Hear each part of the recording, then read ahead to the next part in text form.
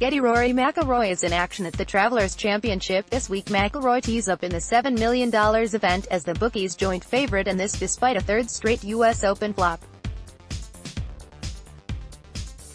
Though the now world no.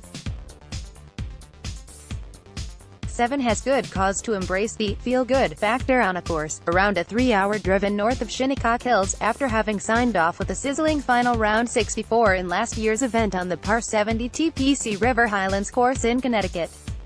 Also, the Cromwell layout is where USA Ryder Cup captain Jim Furyk shot a PGA Tour all-time low score of 58 in 2016. Some guys endured that mental test for 4 days last week, and some others like me endured it for 2 rounds, said McIlroy, smiling. I wasn't beaten up too badly compared to some of the guys. But I think just, again, getting to a PGA Tour event where it's more familiar to you in terms of golf course setup and surroundings and all that stuff.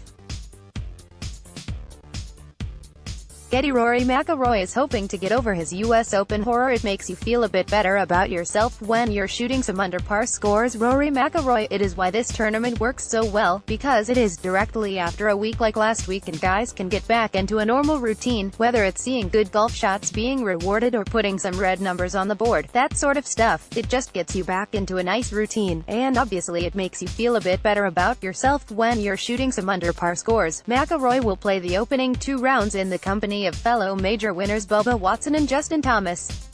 Also in the Connecticut field is Phil Mickelson, who issued an apology for his deliberate actions in stopping a rolling ball during the 3rd round last week at Shinnecock Hills. Mickelson's actions generated a firestorm of debate, but McIlroy, who had played the first 2 rounds in Mickelson's company, reckons it was all a storm in a teacup. I was practicing on the range when it happened, and when I came back in, I saw what happened, said McIlroy. Honestly, I laughed.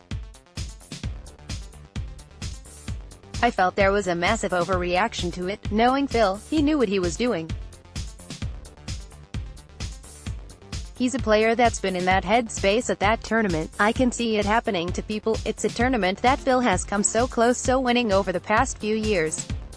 He's probably seen what's happened over the past few years at that tournament, and it's frustrated him because it's the only one that he hasn't won. Plus it's probably becoming the hardest one to win for anyone because it is a bit of a lottery at times. I don't know if I'd go to the lengths that he went to in making a statement like that, but I thought there was a massive overreaction to it.